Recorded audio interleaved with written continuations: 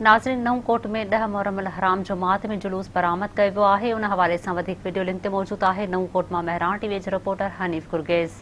जी हनीफ, तफ़सीलात ॿुधाइजो।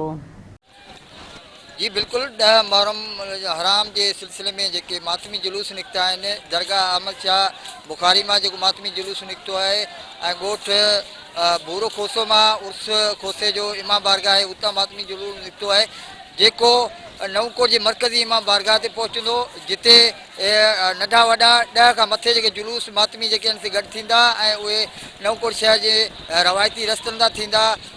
शाम जो जेको आहे सो चौक में गॾु थींदा। नऊकोट शहर जे मरकज़ी चौक है, जिते शाम ग़रीबा थींदी ऐं उतां खां पोइ जेके मातमी जुलूस आहिनि नऊकोट जे मरकज़ी इमाम बारगाह ते वापसि पहुची नहर थींदा। इन हवाले सां जेके सिक्योरिटी जा इंतज़ाम इंतहाई सख़्तु कया विया आहिनि।